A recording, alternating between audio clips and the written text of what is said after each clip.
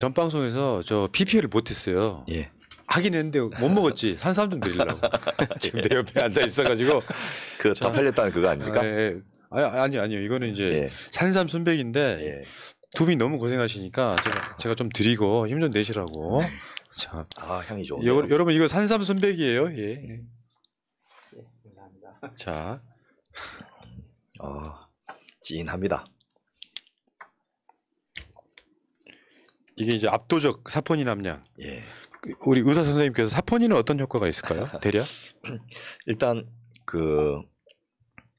이게 한의학 쪽의 제재인데도 불구하고 의사들이 굉장히 인정을 하는 게 사포닌의 서브타입이 한 열 몇 가지 되는데 네. 각각이 다 효능이 좀 다르거든요. 그런데 이 정관장이 이제 담배인삼공사에서 만든 제품이지 않습니까?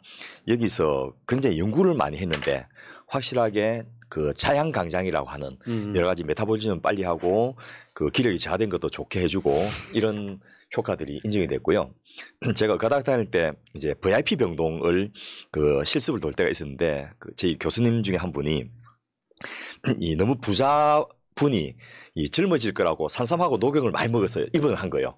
급성 전격성 간염이 돼가지고 그래서 당신 먹는 거 다 가져와 이렇게 해서 그걸 가지고 실험을 했는데 녹용은 그 안에 에리스로포이틴이라 해서 이 조혈 모세포가 많거든요.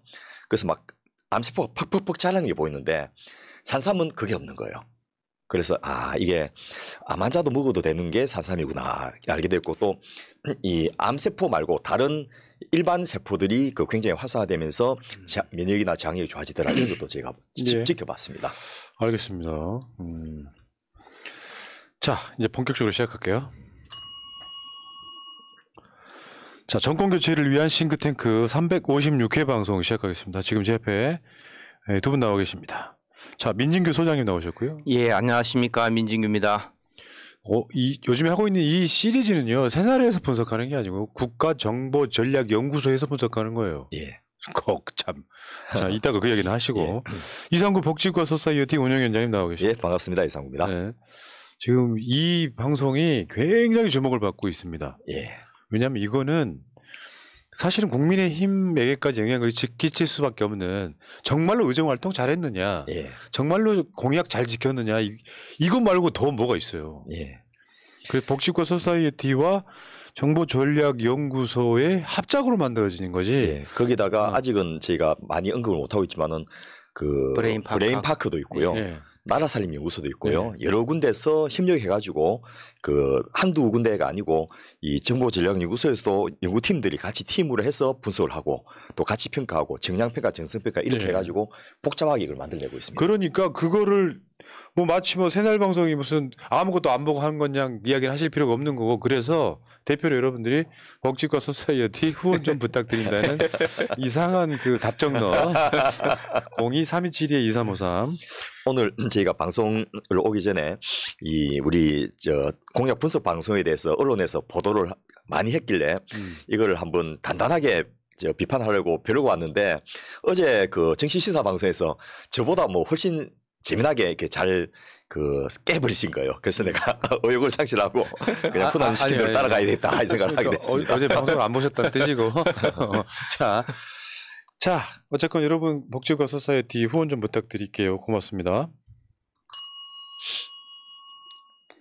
자, 이제 말씀하신 거 일단 가볍게 한번 보고. 그러니까 이게 이제 횟수를 더해갈수록 언론들이 관심을 계속 보이는 거예요. 맞습니다. 사실은 우리 고마운 일이죠. 예. 그렇다고 진보 언론이 하는 것도 아니고 보수 언론들이 꽉 물어주니까 이거 이슈 되는 거죠. 그렇습니다.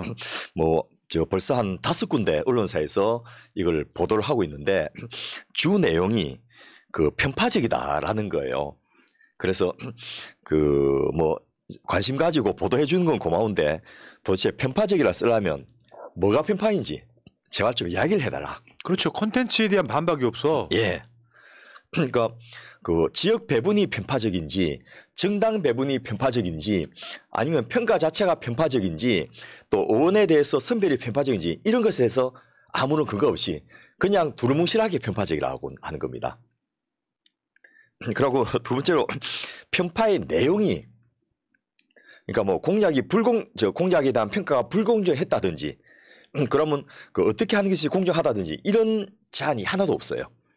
그냥 편파적이라 하니까 이 마치 대한민국은 저 좋은 나라입니다라고 한 거와 똑같은 그런 식의 그 개념이라서 제발 언론사에 요청을 드리니까 여러분께서 특히 이제 이 기사를 쓰는 기자님들께서 편파적이라 하려면 무엇이 어떤 근거에서 편파적인지 좀 밝혀주시고 또 그것에 대해서 저희한테 지적을 해주시면 저희가 얼마든지 소명하고 해명하고 아니면 필요하면 우리 이 새날 방송에서 직접 저희가 모시고 그 해명할 의도도 있다라고 말씀을 드리겠습니다. 그리고 뭐 실제 내용이 그 공약 평가를 평가절하한 게 아니고 사실상 저희가 객관적인 지표를 가지고 평가한 겁니다. 사실 그 뭐 어떤 특정 의원의 공약이 그동안에 이행을 안 했다 이렇게 평가절하하는 게 아니고 사실상 안 했기 때문에 안 했다고 얘기한 것이지 뭐 했는데 안 했다고 얘기한 것은 전혀 없습니다. 그런데요, 고맙다니까요, 이거. 예. 왜 그러냐면 이렇게 관심 안 보여주면 이슈가 안 되는 거거든요. 그래서 속으로 진짜 고맙다 이런 생각이 들었고요. 다만 그 비판의 내용이 없이 비판하는 건 예. 그들의 뇌피셜인 거잖아요. 예. 이 사람들의 의정활동과 공약 이행 자체를 우리가 이 평가절하하려고 일부러 그런다는 식으로. 네. 근데 오늘 미리 자료를 보니까 오늘도 결과는 충격적이에요.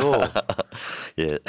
오늘 그 다루는 내용 자체가 저희가 얼마나 객관적인지를 좀 그 보여주는 사례 중에 하나가 될 것 같은데 이 금산, 계룡, 논산 이쪽에 지역구원이 이 저하고 아주 친한 사람입니다. 김정민 의원은 청와대에서 저하고 3년 반 동안 같이 근무를 했었고요. 또 그 최근 20대, 21대까지 뭐라고 할까 당 개혁을 위해서 저희가 연구 모임을 만들어서 같이 하는데 이제 그 일정이 다 바쁘다 보니까 줌으로 해서 또 코로나 시기에 밤 9시에 그 줌 회의에 들어와서 12시까지 막 토론하고 이렇게 해서 제 나름대로는 굉장히 좀 열심히 하려는 의원이다 생각하고 또 개인적으로 애정이 있는데 이번에 공약 평가를 해보니까 내가 알던 김종민하고 다른 거예요. 변한 거죠. 쉽게 변한 거죠. 그래서 뭐 개인적인 친분을 떠나서 저는 우리가 그 세운 기준에 따라서 정량평가, 정성평가를 가지고 객관적으로 평가를 할 것이고 또 이 그 공약의 이행 여부에 대한 평가뿐만 아니고 공약 자체에 대한 평가. 좋은 공약도 많고 또 말도 안 되는 공약도 있는데 이런 것에 대해서 아무도 검증이나 검토를 안 하면서 내년에 또 이렇게 선거 치를 것이냐. 그래서 제발 출마자들이 당선되든가 안 되든 상관없이 공약은 신중하게 내걸고 또 한 번 내건 공약은 꼭 지키도록 하는 그런 분위기를 만드는 것이 이 방송의 취지다. 알겠습니다. 근데 여기서 지금 저 문화일보 나윤석, 김대영 기자 보도는 보면요. 대한민국 기자들이 얼마나 질이 떨어지는지를 볼 수가 있고요. 그리고 정치인과의 연계성도 보입니다. 예. 왜 오늘도 보니까 안철수가 기자들하고 오찬하는데 바로 옆 테이블에 이준석 앉아있는데 안철수가 이준석 저기 뒷담화하는 거를 이준석이 듣고 안철수 씨 뭐 했다는 얘기가 들리는 것처럼 이런 기사는 우리들이 입장에서 보면 송갑석 의원실에서 문화일보로 넘어간 거구나. 이 사람들이 새날방송 보고 있지는 않을 거 아니에요. 예. 그러니까 보면은 지금 더군다나 이게 있잖아요. 저를 언급하면서 새날 진행자는 송갑석은 당과 지역에서도 평판이 아주 안 좋은 반면 강 의원은 콘텐츠가 월등하다고 치켜세웠다라고 보도에 나오는데 그냥 여기는요 우리 어머니 형제들이 사는 지역구라니까요. 그렇습니다. 그걸 알지. 예. 근데 실제로 강 의원은 여러분들 생각지도 못하는 기본소득론 같은 거에 그러니까 쉽게 표현해서 이재명 대표의 기본소득론 같은 거에 대한 이론적 뒷받침하고 있는 사람 중에 하나예요. 예. 그 컨텐츠 차이가 있는 걸 뭐 당연하다고 하는 거 맞지 그게. 그리고 이 진행자가 그런 말씀을 하셨던 것은 저희가 한 객관적 분석 결과를 듣고서 그에 따르는 그 본인의 감정을 이야기한 것인데 마치 그 푸나님의 개인적인 생각을 이야기한 것처럼 이렇게 보도한 것도 팩트 자체가 아니고요. 또 우리가 박대출, 하태경 다 비판했지 않습니까? 요거 비판할 때 또 입 싹 닫고 있었어요. 그런데 왜 그 유독 송갑석 의원만 이렇게 많이 변호를 하려는 것인지 심지어는 에너지경제신문은 에너지와 경제 쪽에 그 포커스된 지문인데 이 특별하게 송갑석 의원한테 애정을 표현한 이유가 무엇인지 이런 것도 참 궁금합니다. 그런 것보다 송갑석 의원실에서 보도자료 돌린 것 같아요. 글을 가지고. 그러니까 이제 뭐 요즘에는 이메일로 보내잖아요. 예. 옛날에 팩스로 보냈는데 그 중에서 받은 거죠. 뉴스가 될 것 같아서. 예. 그래서 그렇게 기자들한테 보자로 보내지 마시고 저희한테 그 반론 보도라든지 일을 제기하십시오. 그러면 저희가 친절하게 세세하게 맞춤형으로 그 저희가 어떻게 분석했는지 또 어떻게 하면 좋은지 이런 것까지 그 티칭을 다 해드릴 예정입니다. 그러면 이제 이렇게 할 수도 있죠. 총선 때까지 얼마나 더 할지 모르겠는데 예. 총선 끝나고도 한다. 그렇습니다. 의정활동 얼마나 잘했는지. 예. 왜냐하면 이게 우선순위라는 게 있어가지고 처음에는 국민의힘 하나 민주당 하나를 하려고 했어요. 예. 근데 그 사이에 이재명 체포동의안 뭐 이런 게 있어갖고 당신들 이재명 대표 체포동의안에 찬성을 얻었던 사람들은 얼마나 지역구 활동이나 의정활동 잘했는지 한번 보자라고 민주당이 좀 몰려있는 것 뿐이고요. 예. 다음 주에는 그렇죠. 국민의힘 김기현. 당대표 지역구로 갑니다. 예. 원래 솔직히 말씀드리면 원래 취지는 뭐였냐면 나 충격 먹었었는데 국민의힘이라고 하는 세력이 공약도 잘 안 지키고 그냥 뭐 막대기만 세워놔도 당선되고 이런 과정에 저 사람들 진짜로 의정활동 잘하는가가 제 머릿속에는 핵심이었는데 예. 그래도 민주당 국회의원들은 더 잘할 거야라고 생각했던 그게 다 깨지고 있어요 지금. 예. 앞으로 지금 오늘도 충격적이긴 한데 다음에 이제 민주당 국회의원 중에 제가 봤을 때 의정활동 잘한 사람들은 당대표도 잘 지켰을 걸로 저는 예상을 한번 해봐요. 예. 그래서 뭐 굳이 잘한 사람들을 저희가 언급해왔고 빚을 내기보다는 잘 못한 분들을 중심으로 이렇게 평가를 할 것이고 이 평가는 이제 점점 내용이 더 풍부해질 것입니다. 그래서 지금은 어떤 틀에 따라서 객관적으로 쭉 유세차를 하고 있는데 앞으로 좀 준비가 되면 한꺼번에 한 4개 지역구에 대해서 핵심적인 내용만 평가해서 좀 다이나믹하게 또 그 우리 청취자들이 좀 재미가 있도록 그렇게 할 예정이고 푸나님께서 이 평가 대상 지역을 선정한 우선순위는 우리 시청자들의 요구에 따른 순위다. 이렇게 꼭 말씀을 드리고 싶습니다. 자, 알겠습니다. 자, 그러면 본격적으로 시작해 보죠. 예. 자, 논산, 계룡, 금산 이게 한 선곡으로 묶여 있는 거예요? 예. 2003년도에 이제 논산시 두마면이 계룡시로 그 독립이 됐습니다. 그렇게 해서 17대 선거 2004년부터 논산시 금산군 선거구가 논산시 계룡시 금산군 선거구로 합쳐져서 단일 선거가 되었고요. 이 선거구는 논산시 전역과 계룡시 전역 그리고 금산군 전체를 포괄하고 있어서 2개의 시와 1개의 군이 포함된 지역입니다.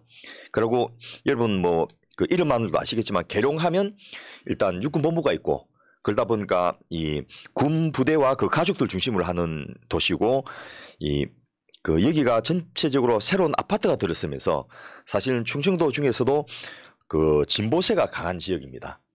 그래서 지금 화면에 나오고 있습니다만은 이 시청사도 계룡시청사도 굉장히 그 군 부대같이 이렇게 만들어져 있고요. 계룡시 내 전체도 군인 아파트 이런 것들이 많이 차지하고 있어서 그 군인 중심 지역인데도 불구하고 충청도의 일반적인 그 지상보다는 좀 더 진보적인 그런 곳이라고 볼 수 있습니다. 예, 그런데 실제 이제 금산군이라든지 논산군 자체는 그냥 농촌 지역이다 보니까 예. 그쪽은 아주 보수적인 그 유권자들이 많아서 아마 그 계룡시가 진보적인 부분이 그렇게 많이 드러나지 않는 예. 그동안은 그런 희석이 지역, 된 거죠. 예, 희석이 예. 된 그런 지역구라 이렇게 볼 수 있을 것 같습니다. 그리고 이 지역은 여러분 기억하시겠지만은 이인재 전 의원께서 내리 3선을 하시던 곳입니다. 예. 그 선거가 신설된 그 2004년부터 이인재 의원이 출마를 할 때마다 그 소속 당 이름이 바뀌는데요. 그 17대 2004년에는 자유민주연합으로 당선되었고 18대 2008년과에는 무소속 의원으로 당선되었고 19대인 2012년에는 자유선진당으로 당선됐습니다. 다른 데까지 해가지고 이인재 의원이 아마 거의 한 7선 정도 7선 정도까지 했습니다. 예. 했던 것으로 기억나는데 여기에 2016년 그 총선에서 김정민 의원이 당선되고 그 2020년 21대까지 해가지고 재선으로 당선되면서 이제 판도를 바꾼 그런 곳입니다. 야, 그러니까 이게 이인재 예. 언제적 이인재가 근데 문제는 아직도 살아 계십니다. 나이 생각보다 많지 않습니다. 아, 그래요? 그래서 피닉제라고 하잖아요. 예. 아니 이인재가 뜰 때가 굉장히 젊었을 때예요, 사실은. 예. 74살인가 5살 정도밖에 안 됩니다. 젊네. 예. 저는 한 90쯤 머리 되면 피도 안 말랐는데. 박지원 전 원장보다 젊습니다. 예. 예. 아니 그 뭐 이분의 그 생물학적 연령을 이야기한 게 아니고 정치적으로 우리는 정말 옛날 분으로 기억을 하고 계신데 예. 내년에 또 출마하신다는 이야기가 나오고 예. 있습니다. 일단 여기까지가 계룡. 여기서 가장 큰 건 계룡 아니에요? 예. 계룡이 가장 크고 그 다음에 논산도 크지 사실은 우리가 논산 훈련소 하듯이. 예. 그다음에 금산은 인삼으로 유명한 곳이고. 예. 예. 네. 자, 알겠습니다. 근데 지금 김종민 의원, 현역 예. 국회의원 김종민 의원이 어떤 사람인지 소개 좀 해주십시오. 예. 일단 그 태어나기는 논산 출생인데요. 그 초등학교 때부터 서울로 이사해가지고 서울 당국초등학교, 한강중학교, 장우고등학교 이렇게 다녔고 서울대 인문대학교 국어국문학과를 졸업했는데 학생 때 학생운동권이었습니다.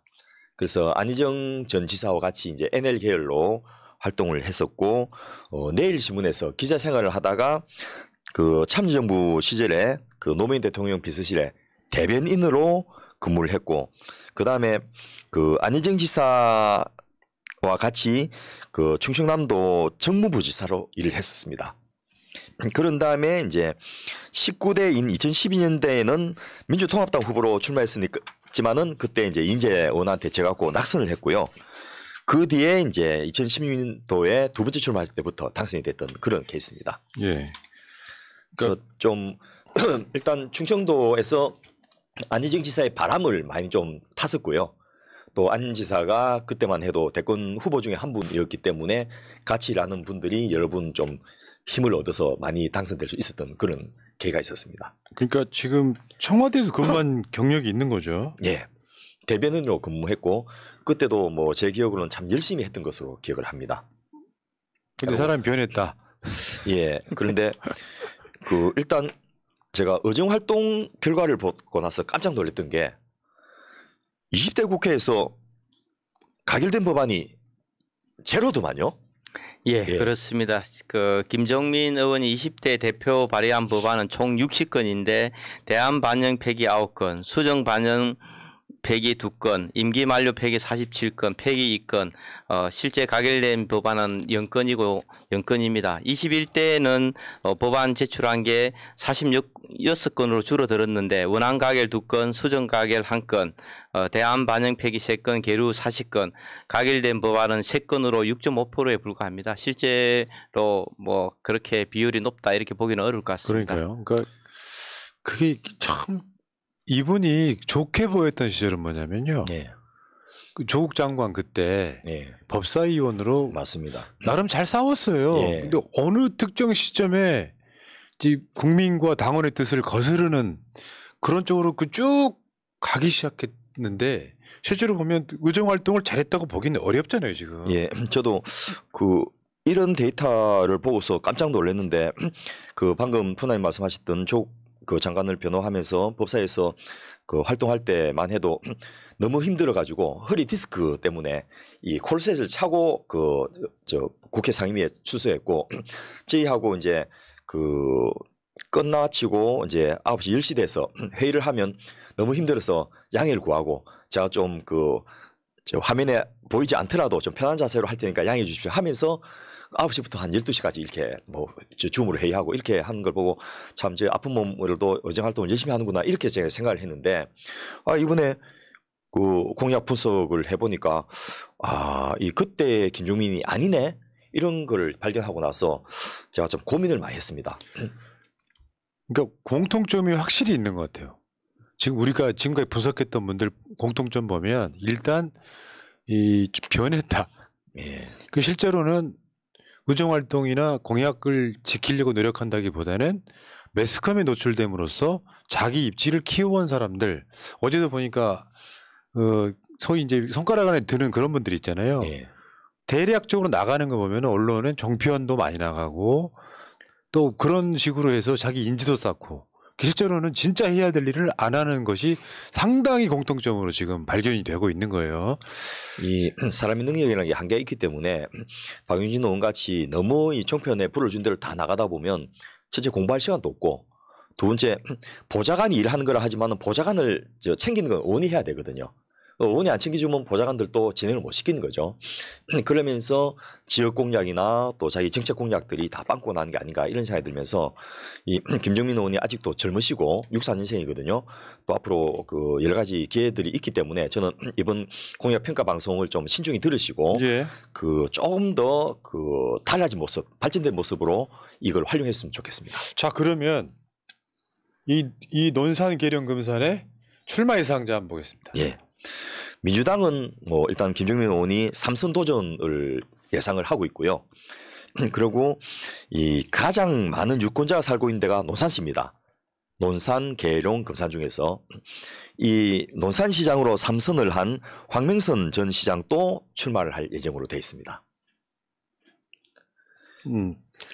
황명선 전 논산시장도 굉장히 시장 잘했던 분으로 되게 유명한 사람 중에 하나죠. 예. 일단 그 지역에서 3선을 내려 했다면 상당한 인지도와 지지도와 또 성과까지 있었다고 볼 수 있는 것이고요. 그런데 문제는 국민의힘에서는 앞서 언급했던 이인재 전 의원부터 여러 명이 지금 출마 의지를 보이고 있는 게 할만하다는 생각을 하기 때문에 아닌가 싶어서 이 어렵게 재선까지 민주당이 한 곳을 지금 잘못하면 뺏길 우려도 있겠다 이 생각이 듭니다. 그러나 이인재는 정말 이거 재밌네요. 예. 뭐 지금 민주당에서도 출마하시려고 하는 분들이 이런 레벨이 있긴 있으시잖아요. 예. 근데 이분이 13대, 14대, 16대, 17, 18, 19 6선을 했습니다. 이번에 그 불출마 선을 한 박병석 의원보다 더 오래 하셨던 분이시고요. 그런데 그 어쨌든 이분이 이제 그 충남지사 선거에서도 일단 15대와 17대 대선에서 낙선을 한 다음에 좀 잠잠하시다가 충남지사 선거에서 떨어진 뒤로는 이제 그 좀 정치권에서 사라진 게 아닌가 생각했는데 아직 그 피닉스 불사조의 이름 그대로 지금 다시 나온다는 이야기가 나오고 있고요. 그다음에 박우석 전 후보도 국민의힘으로 지금 나온다고 합니다. 이분이 그 5번 출마해서 모두 낙선한 아주 전설적인 분이십니다. 지역에 가면 이런 분들 꼭 있어. 예. 지역에 가면. 네, 이분은 진짜 논산 가야곡 초등학교, 대건 중학교, 대건 고등학교 이렇게 해서 그 지역의 토박이이고 그 아주 지역에서 5번 출마한다는 것은 보통의 재력이나 의지 플러스 알파가 뭐가 있다라고 우리가 봐야 되는 그런 분이십니다. 그리고 여기다가 현 국민의힘 당협위원장인 최우상 위원장도 지금 출마 의사를 보이고 있는데 또 하나의 다크호스가 여기가 계룡대가 있는 곳이지 않습니까? 요즘 뭐 육군 장성들이 시민사회 수석도 하고 막 그렇게 하는 시절이라서 좀 그렇긴 한데 박병주 아닙니다. 박찬주 전 육군대장도 이 지역에서 지금 출마가 언급되고 있습니다. 거기가 이제 논산만 하면 이제 군부대 있고 그러니까 예. 군인 출신들이 상당히 많이 나머지는 우리가 홍보해 주는 것 같아서 예, 그만해도 될 것 같습니다. 뭐 이명박 정부의 선임 행정관 지냈던 김양수 행정관이라든지 또 이창훈 세무회계사무소 이런 분들도 나오고 있는데 이런 5명 내지 8명까지 거론된 이유가 김종민 의원이 지역에 인기가 없고 만만하니까 붙어 볼만하다는 분위기가 반영된 게 아닌가라는 생각이 들어서 좀 섭섭하기도 합니다. 자, 여기까지 하겠습니다. 여기까지. 어쨌건 논산, 계룡, 금산은 그런 곳이다. 이렇게 말씀드리고 본격적으로 김종민 평가 한번 해보겠습니다. 자, 일단 김종민 21대 공약은요? 예, 한국 매니페스토 실천 본부 자료에 따르면은 그 21대 김종민 의원이 제시한 공약은 115개인데 선거 공보물을 분석해 보니까 102개로 13개가 적었습니다. 정치 관련 공약이 11건, 경제가 10건, 사회가 49건, 문화가 32건, 과학기술은 0건. 그래서 사회복지, 문화 관련 공약이 79.4%로 거의 뭐 대다수를 차지하고 있다 이렇게 보시면 될 것 같습니다. 개괄적으로는 이렇다. 예. 이제 특이한 게 이제 과학기술이 0이라는 것도 좀 눈에 띄고요. 예. 자꾸 주요 공약을 한번 볼까요? 표를 보시면서 예, 이 너무 표가 많아서 잘 안 보인다는 지적이 있어서 제가 표를 2개로 잘라봤는데요. 예. 일단 이 그 정치와 행정 관련 공약을 하나의 카테고리로 분류를 했습니다. 군 소음 피해 농가에 대한 보상을 조속히 해결하겠다. 국방 전직 교육원을 계룡으로 빨리 이전을 하겠다. 방위산업진흥원을 설립하는 법안을 대표 발의하겠다. 또 가스기술교육원 같은 공공기관을 그 지역에 우선 입주하도록 추진하겠다. 계룡시 법원을 설치할 수 있도록 하겠다. 전세 대부 지역 제한을 폐지하겠다. 이런 것도 좀 이따가 자세하게 설명할 건데 이거 굉장히 의미 있는 그 공약 중에 하나입니다. 이 일반인들은 잘 모르지만은 그리고 그 인삼약초산업진흥원을 설립을 위한 법을 제정해서 이 연구개발, 재배, 생산, 수출까지 총괄 컨트롤하는 타워를 만들겠다. 요게 이제 금산군을 위한 인삼 재배 단지인 그걸 위한 공약이고요. 그 한약재, 홍삼 및 백삼에 대한 품목 허가 규제를 완화하겠다. 뭐 이런 그 논산군을 위한 농촌 공약들도 많이 차지하고 있습니다. 이런 거 보면은 여기 보면 특이할 만한 게 있어요. 여기서 이게 공약인가 싶은 것들이라든지 특이할 만한 거. 대부분 행정기관을 지역으로 이전하거나 뭐 이런 부분들이라서 그렇게 뭐 딱 눈에 드러나는 공약이라 보기는 좀 어려울 것 같습니다. 정치 관련 공약은. 그러니까 이거 이따가 다시 나올 것 같은데 예. 계룡시 국방 전직교육원 계룡 이전 추진. 예. 이게 공약이 이렇게 공약하지 말자는 게 우리가 지금 그렇습니다. 우리가 이제 서로 약속해 놓은 거죠. 하려고만 하면 다 공약 완성입니다. 논산시 군소음 피해 농촌 보상 조속 해결. 조속이 10년일지 20년일지 30년일지. 육군 항공학교가 그게 있는데 네. 아직까지 뭐 몇십 년 동안 아직 해결이 안 되고 있는 그런 부분입니다. 소음 문제. 논산시 상권 르네상스 사업. 이 뭐 마음에 들만한 지역 주민들 민원 다 모아서 공약 리스팅을 하긴 했는데 뭐 그 자체는 나쁜 건 아닌데 네. 한 단계만 더 걸러줬으면 하는 아쉬움이 있습니다. 그러니까요. 특히 경제 관련된 공약들이 그 상당히 의미 있는 것들도 있는데요.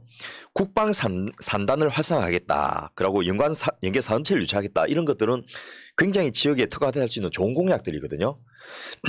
그런데 이제 좀 황당한 게 건강물을 연결해서 관광자원 가치를 극대화하겠다. 이런 것들은 소위 말해서 경인운하 같은 거, 또 한강 르네상스 같은 거, 그 금강에 운하를 설치하겠다라는 거라서 그 되기도 어렵지만은 된들 그런 효과가 기대하기 어려운데 도대체 누가 이런 이야기를 해줬는지 뭐 차라리 강경 젓갈 특화 거리 조성하겠다 이런 것들은 의미가 있습니다. 그리고 이 이케아 그 매장을 2020년 상반기에 착공해서 2022년 개점을 목표로 추진하겠다. 이런 것들은 지금 그 좀 특이한 공약인데 이케아가 뜬금없이 왜 이쪽 지역에 가려고 했는지는 아직은 제가 잘 모르겠습니다. 근데 이런 것들도 그 지역 주민들 입장에서는 그 거대한 이케아 매장에 들어오면 우리도 뭐 대전 사람들도 여기 와서 사러 오고 충청권에 있는 사람들 다 그 떼거지로 모이지 않겠나 이런 생각을 할 수 있는 공약이긴 한데 과연 그 타당성이나 구체성이 좀 가지고 했는지 예. 좀 이따가 평가할 때 살펴봐야 될 것 같습니다. 그러니까 이게 진짜 이런 거 있는 것 같아요. 공약 개수 채우기도 보이지 않아요? 예. 공약 개수 아예 없으면 안 되니까 뭔가 막 우격다짐으로 집어넣은 느낌. 이게 공약이 맞아 하는 것들이 꽤 있는 것 같고요. 예. 자 그러면은 사회복지 문화. 예, 사회복지 관련 공약은 논산시 인구가 한 2, 3만 유입을 대비해서 인프라를 대대적으로 한번 구축해보자. 논산시의 축산 현대화를 통해서 악취 문제를 해결하자. 뭐 4차 국도 철도망 구축 계획에 반영을 시켜주자. 뭐 금산군에 있는 8개 면마다 작은 목욕탕을 한번 만들어주자. 농촌 중심지를 활성화하자. 뭐 이런 거의 대부분들이 다 인프라를 좀 정비하자 이런 공약, 건설 공약에 가까운 그 사회 공약이다 이렇게 볼 수 있을 것 같습니다.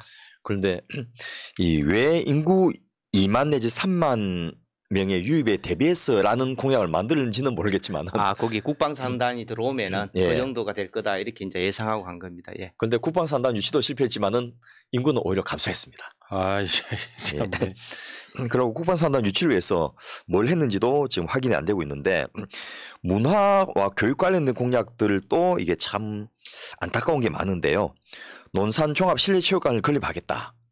이런 것들이 과연 지역의 인구라든지 이 체육관의 수요 같은 걸 좀 보고 했는지, 차라리 계룡대 안에 있는 그 군사 시설을 같이 공동 활용할 수 있도록 하겠다. 이런 게 훨씬 더 효과적이고 효율적이지 않았을까.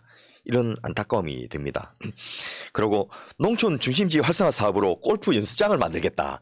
요거는 아무리 봐도 제가 연결이 안 돼가지고 나중에 당사자한테 한번 물어보고 싶은 그런 생각인데요. 이 8개 면에 작은 목욕탕 건립하겠다 이런 것들이 그 사례를 좀 봤으면 하는 아쉬움이 드는 게요. 제가 92년, 93년도에 공중보건의사 하면서 우리 보건지소에 이제 제가 환자를 많이 보니까 약 소모가 많아서 제약회사들이 리베이트비를 들고 오겠다 해서 내가 그거 안 받겠다. 대신에 우리 지역의 그 노인정에 그 목욕탕을 만들고 거기에 순간 온수기 좀 달아달라. 이렇게 해서 이제 몇 개를 제가 해봤는데 뭐 저 노인정을 좀 키워가지고 거기 그 타일을 박아가지고 목욕탕 만들고 욕조 좀 만들고 순간 온수기에서 돌리면 그 노인들이 그 시내 읍내까지 안 나가고 목욕할 수 있지 않겠나 했었는데 그 처음에는 좀 이용하다가 나중에는 그 이게 실패했습니다. 그냥 버스 타고 쪼르르 읍내 나가서 목욕하고 오는 게 더 편한 거예요. 그러니까 목욕탕이 일본같이 뭐 매일 목욕해야 되는 이런 문화가 아니지 않습니까?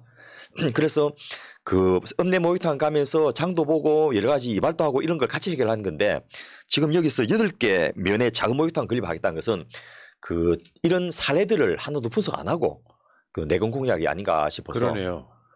8개를 하나를 묶어가지고 한 군데 하면 훨씬 비용이 적게 들고 규모를 크게 하면서 서비스를 좋게 할 수 있습니다. 그러네요. 지속성 차원에서는 그게 홀랐죠. 예. 예. 이런 것들이 하나하나가 좀 안타까운 그런 부분들이 많아서 이 공약을 만들 때부터 좀 자문을 해드릴 걸 하는 아쉬움이 있습니다. 자, 근데 과학기술 공약은 하나도 없다는 것도 눈에 띄네요.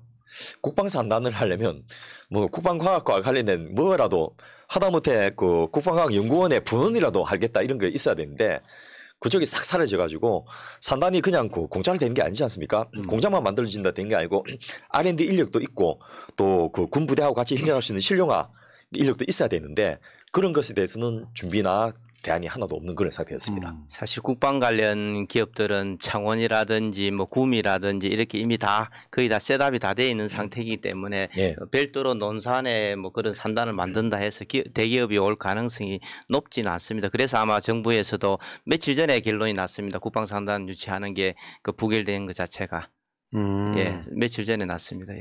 그러니까 공약을 보면 이게 이제 꼭 이런 김종민 의원 같은 사람뿐만 아니라 22대 공약을 낼 때는요. 이 방송을 보시는 혹시 정치인들 계신다면 보다 구체적으로 예.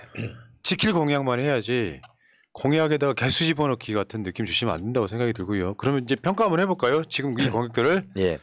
그 저희가 평가 툴로 쓰는 5가지 카테고리 그 달성 가능성, 적절성, 측정 가능성, 운영성, 합리성 이 5개의 지표가 아무것도 아닌 것 같이 보이지만 굉장히 이제 고민을 많이 해서 만든 지표거든요. 그래서 앞으로 뭐 우리가 공약에 대한 평가뿐만 아니고 앞으로 공약을 수립하신 분들도 이런 5가지 관점에서 타당한 것만 공약을 내거는 것이 본인도 편하고 지역 주민들도 좀 신뢰를 많이 줄 수 있는 그런 내용이 되지 않겠나 싶어서 아까 그 이야기 다시 한번 해주세요. 예.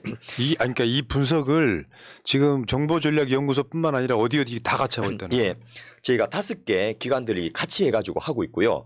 물론 이제 그 공약들의 데이터를 그 매니페스토 운동본부에 있는 거 또 선관위에 등록돼 있는 거 또 그 당시에 발표됐던 선거 공보물 이런 것들 전부 코렉션 하는 것은 국가정보전략연구소에서 합니다. 예. 근데 이걸 놓고서 각 연구원들이 자기 맡은 분야를 담당해가지고 정량평가를 우선 하고요. 또 그렇게 정량평가한 걸 가지고 또 같이 참여한 기관들끼리 정성평가도 하고요. 그다음에 그 뭐 예를 들면 제 복지과 소사이티는 지역사회 복지 정책에 대해서 한다든지 또 브레인파크는 지역 개발 정책에 대해서 한다든지 나라살림연구소는 이 공약에 실천이 가능한 그 지역의 예산이라든지 재정에 대해서 분석한다든지 이런 식으로 협업을 해서 이 공약 분석 자료가 나오고 이 60분 내에 빨리 해야 되다 보니까 저희가 좀 그 단순화시켜서 그 방송을 하지만은 그보다 훨씬 풍부한 많은 내용들이 있다는 것을 말씀드립니다. 그러니까요. 그러니까 이게 단순하게 뭐 나는 뭐 김종민이 싫으니까 평가 이게 아니라는 거예요. 예. 아 그렇게 하면 돌 맞아 죽죠. 한국 못 삽니다. 그러니까 이민 이게 가야 그런 됩니다. 식으로 프레임을 만드는 것이 악의적인 게 예. 니들은 이재명 지지하니까 비명한테는 점수를 나쁘게 준다 같은 그게 가짜 뉴스라는 거죠. 예. 그리고 적어도 언론사들이라면 이 총선을 앞두고 이런 거 자기들 돈 써갖고 좀 해봐야 될 거 아닙니까? 이 우리 같은 민간 연구소들이 이게 하는 게 과연 옳고 타당한가?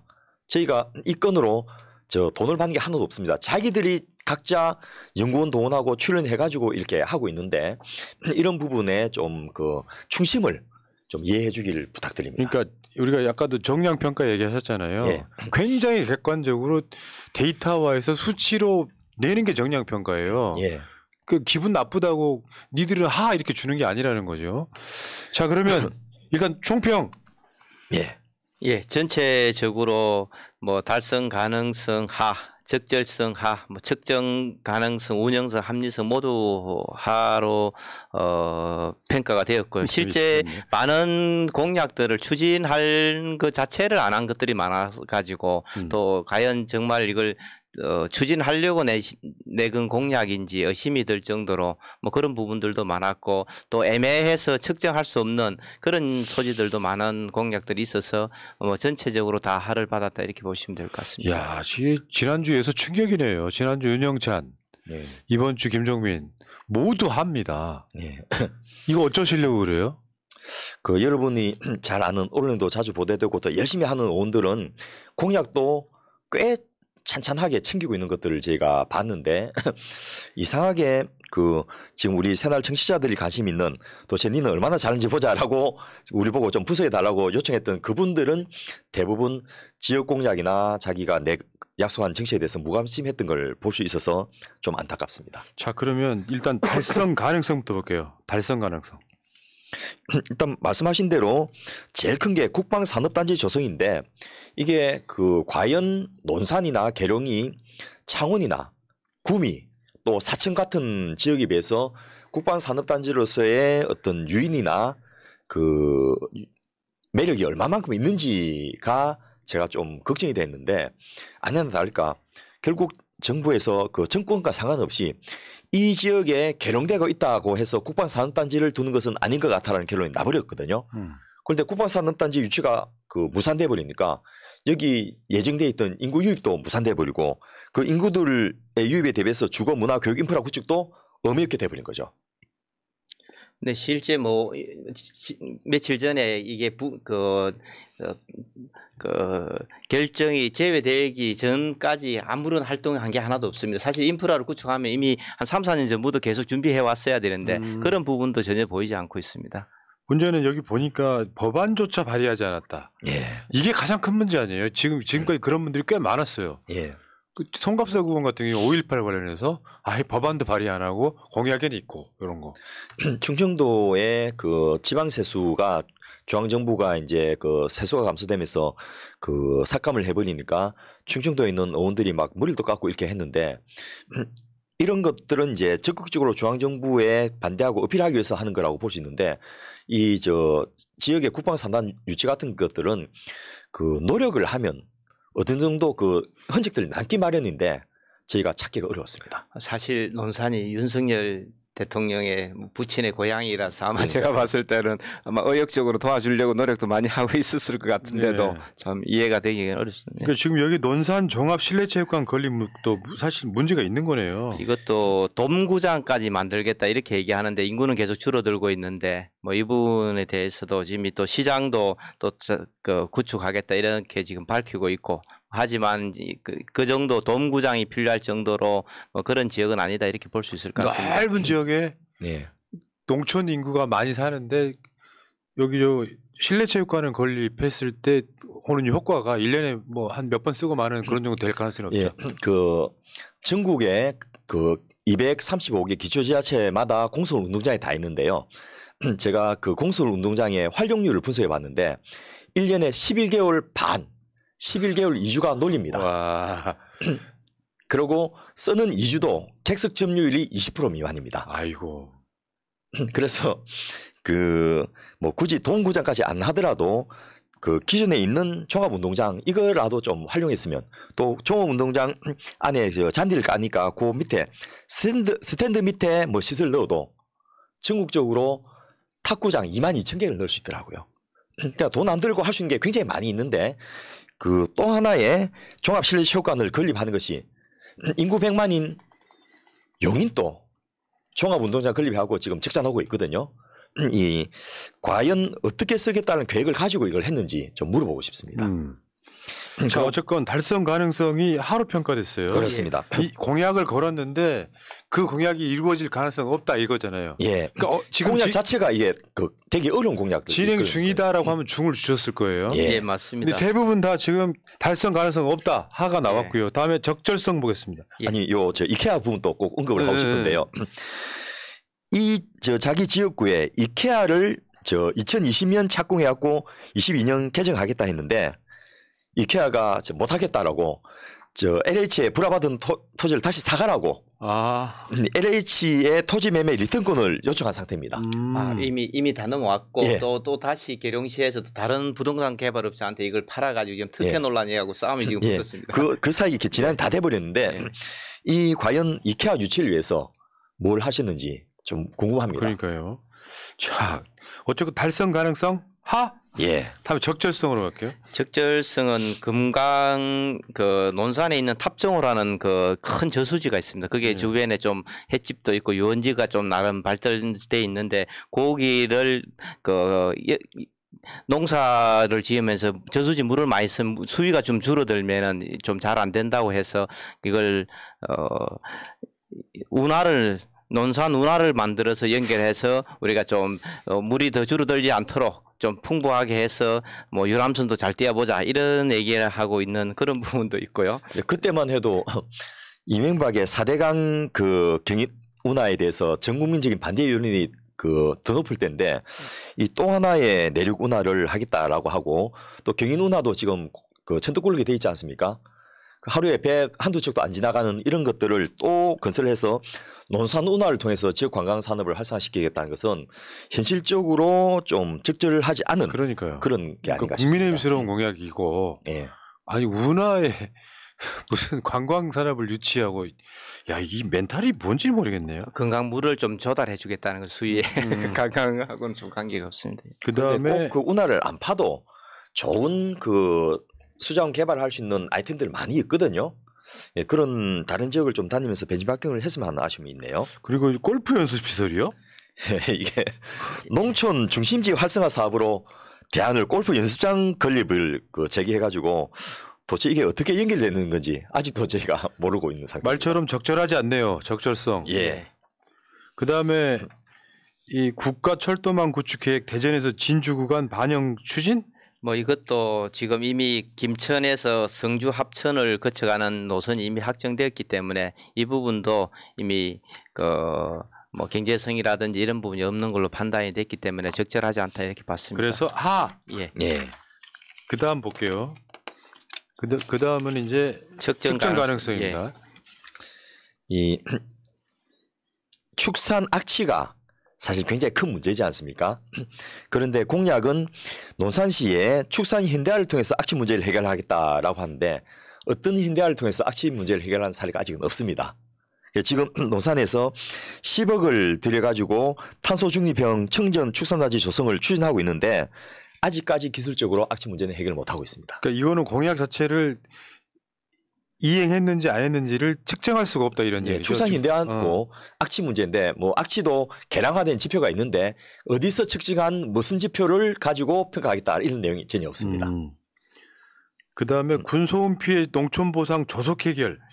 이것도 뭐 육군 항공학교 그 헬기가 뜨고 내리고 뭐 훈련하면서 소음이 네. 되는 그 부분이 뭐 가축들도 이렇게 좀 뭐 이렇게 피해도 있고 사람도 피해 있고 있는데 이 부분도 전혀 지금 아직도 타결되고 있지 않습니다. 이제. 일단 농촌의 피해 중에서 가축들이 그 비행기가 뜨고 내리고 하면 헬리콥터 소리도 굉장히 그 근처에서는 시끄럽거든요. 일단 임신이 안 됩니다. 또 임신한 가축도 낙태를 많이 합니다. 그런데 식물에 소음이 어떤 피해를 주는지는 아직 검증된 바가 없고 이것을 가지고 농촌 보상을 조속히 해결하겠다라고 하는데 측정할 수 있는 근거가 없기 때문에 이 보상을 어떻게 요청해야 될지도 아직 없는 상태입니다. 그래서 주민들의 아쉬운 마음을 받아주겠다라는 그 충정은 이해할 수 있지만은 현실적으로 가능하지 않은 것들을 공약을 내건 게 아닌가라고 생각이 됩니다. 야, 상권 르네상스 사업 같은 건요. 정말 이것도 좀 상당히 애매한 거죠. 뭐 논산 지역 인구도 줄어들고 있는데 상권을 완전히 다시 부활시키겠다는 건데 옛날처럼 그럼 도대체 그게 그럼 가게를 몇 개를 오픈을 해야 되는 건지 백종원을 모셔와 가지고 뭐 이벤트를 해야 되는 건지 그게 좋은 나라 만들기하고 똑같은 정도의 그러니까요. 공약이라고 보시면 새날도 되죠. 좋은 방송 하겠습니다 같은 거죠. 뭐. 예, 예. 자, 측정이 사실 불가능한. 예. 이것도 예, 한 그렇습니다. 운영성이요. 예. 이 논산시의 대기업 유치를 통한 국방산단 활성화하고 연계산업체 유치 공약 같은 경우에는 일단 그 이미 배제가 돼버리는 상태죠. 그래서 어떻게 이걸 국방부가 있고 또 국방부와 관련된 R&D도 많이 쓰고 또 국방과학연구소 같은 데가 지금 이 윤석열 때문에 쫓겨나가지고 그 이전을 일부는 또 해야 되고 하기 때문에 가능성이 없는 건 아닌데 좀 더 연구를 해가지고 구체화시켜서 이걸 내걸었으면 하는 아쉬움이 있고요. 특히 전세 대부 지역 제한을 폐지하겠다 이런 게 사실은 일반 국민들 이 용어 자체도 좀 생소한데 이게 지역에서는 굉장히 큰 이슈입니다. 예, 맞습니다. 예. 군인들이 간사가 부족하면은 집을 얻을 때 그 전세 자금을 그 대출해주는 지원해주는 그런 제도거든요. 또 계룡시 같은 경우에는 군인들이 뭐 전출입이 좀 많이 잦아가지고 간사가 항상 부족합니다. 그런 부분에서 아마 그러니까 제한을 없애면 그 지역에서 국방부에서 지원받아갖고 전세 대부가 가능해지거든요. 그러면 그 지역에 지어난 아파트나 이런 것들이 꽉꽉 그 활성화되면서 임대를 할 수 있는데 이런 부분들을 과연 계룡시에만 해주면 인접한 다른 시군은 어떻게 할 것인가? 이런 문제들 때문에 국방부 입장에서도 이 전세 대부 지역 제한 부분이 지역의 행정성이라는 차원에서 만든 제도인데 이걸 그 계룡시만 해제달라 이거 쉽지 않을 겁니다. 예. 다음에 병영 체험관 건립. 뭐 이게 이제 계룡시가 군사 도시다 보니까 아무래도 이제 군인들 뭐 왔다 갔다 하고 또 학생들한테 이런 좀 체험해 주면 좋지 않겠나 이래서 뭐 생활관에 해서 우리는 내무반처럼 만들어 놓고 하루씩 숙박도 해보고 뭐 VR 체험관도 만들고 뭐 이런 것들인데 뭐 이런 것들이 지금 뭐 전국적으로 너무 많고 또 유사한 그런 프로그램들이 많아서 사실상 활성화될 가능성도 없고 공무원들이 이걸 뭐 다른 지역에 있는 학생들을 유치해서 정말 돈이 되도록 만들 수 있는 그런 역량이 갖고 있다 보기는 좀 어려울 것 같습니다. 그러네요. 그래서 뭐 전반적으로 하다 이렇게 보시면 될 것 같습니다. 운영성도 하. 예. 다음에 마지막 합리성이요. 예, 이 취암이나 부착면에 국악 전수관을 하겠다라는 공약 같은 경우에 이 논산시에 취암이나 부착이 관련된 연구가 없는 건 아닌데 전수관을 만들어서 전국적으로 모일 만큼의 그런 수요가 있느냐? 예를 들면 고성 5강대는 꽤 많이 알려져 있거든요. 부산 경남에서는 방학 때마다 막 학생들이 거기 서로 자기들이 그 연수받으러 간다고 막 그 미어 터집니다. 근데 여기는 과연 그런 수요가 있는지를 좀 봐가지고 전수관을 짓는 게 문제가 아니고 활용이 돼야 될 거 아닙니까? 좀 뜬금없긴 하네요. 예. 그래서 이런 게 좀 아쉽고 또 앞서 말씀드렸던 8개 면에 작은 목욕탕을 하겠다 이런 것들도 그 실제로 할 생각이 있으면 요즘 뭐 100원 택시도 있고 하기 때문에 큰 한 군데 모아가지고 이 면끼리는 특히 이쪽 지역은 그렇게 평지이기 때문에 많이 멀지가 않거든요. 그래서 이동해가면서 한 군데서 하면 훨씬 더 좋은 서비스를 싼 값에 지속적으로 운영할 수 있는데. 맞습니다. 그거는 당연하죠. 지역에서 몇 분 오시지도 않는데 면마다 목욕탕이 있으면 나중에 운영이 안 돼요. 예. 맞습니다. 차라리 더 시설을 좋게 지어갖고 저 아까 말씀하신 100원 택시 같은 걸로 모셔오고 이런 방식이란 더 나을 것 같다. 합리적이지 않다 이런 거고. 예. 그리고 이제 저희가 지난 시간에 못했던 것 중에 하나가 이 지역의 재정 상황을 좀 말씀드리고 싶습니다. 단순하게 뭐 잘했다 잘못했다라는 공약 분석뿐만 아니고 그 충남에서 그 5개 시군이 있는데 그 중에서 재정의 효율성과 합리성이라는 측면에서 계룡시가 11위, 금산군이 14위입니다.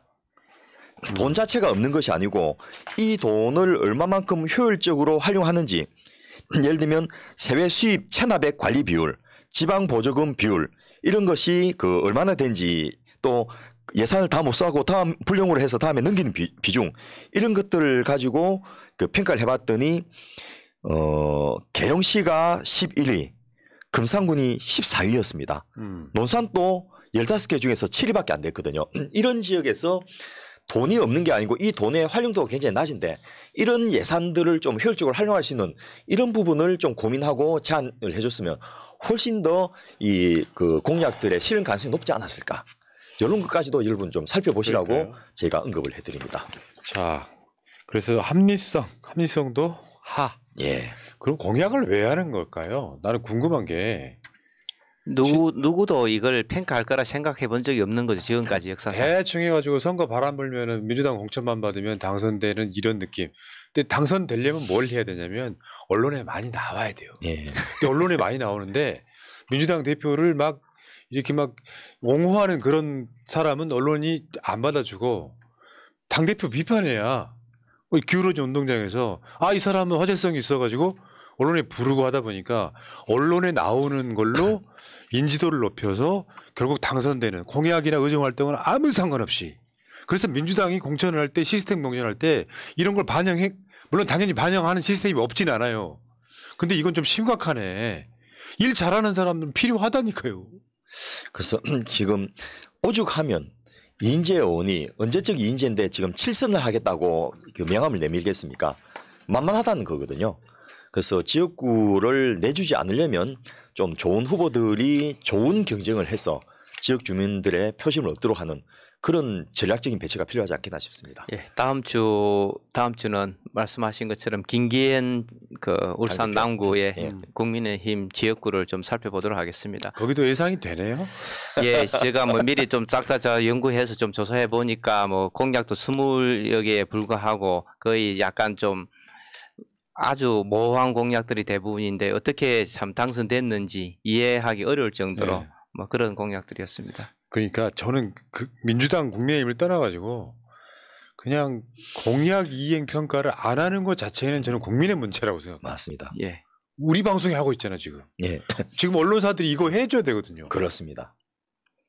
그래야지 의원들이 책임감을 좀 느낄 건데 그러고 의원들 월급은 누가 줍니까? 국민들이 자기가 세금 내갖고 세비를 주지 않습니까? 그런데 일 안 하는 직원한테 평가도 안 한다면 그거는 좀 주인으로서 역할을 못한다고 그렇죠. 볼 수 있겠죠. 예, 알겠습니다. 자, 새날 공약 평가 방송 반론은 언제든지 가능한데 예. 언론사에 자료 뿌려가지고 악의적으로 폄하한다 이런 식의 언론 플레이는 사양할게요. 예. 진짜로 연락을 하시면은 인터뷰까지 할 수 있어요. 예. 나는 억울하다. 이거 지켰다. 이 공약 왜 나쁘냐 이런 거 예. 해드릴게요. 예. 그리고 원하시는 후보들이 있으면 본인이 현재 지역구 의원이 아니더라도 나는 이 지역에서 이렇게 잘해볼 수 있다라고 하는 것도 저희가 모시고 방송을 같이 할 의향이 있다는 것도 말씀드립니다. 그러니까요. 연락이 올지 모르겠습니다. 자, 정권 교체를 위한 싱크탱크 356회 방송 마치겠습니다. 고맙습니다. 감사합니다. 수고하셨습니다. 민주주의 평화 통일 다 죽어간다 이대로는 놔둘 수 없다 자 다시 한번 해보는 거야 자 다시 한번 싸우는 거야 자 손 맞잡고 어깨를 걸고 우리 함께 이기는 거야 자 다시 한번 해보는 거야 자 다시 한번 싸우는 거야 자 손 맞잡고 어깨를 걸고 우리 함께 이기는 거야 자 다시 한번 해보는 거야 자 다시 한번 싸우는 거야 자 손 맞잡고 어깨를 걸고 우리 함께 이기는 거야 자 다시 한번 해보는 거야 자 다시 한번 싸우는 거야 자 손 맞잡고 어깨를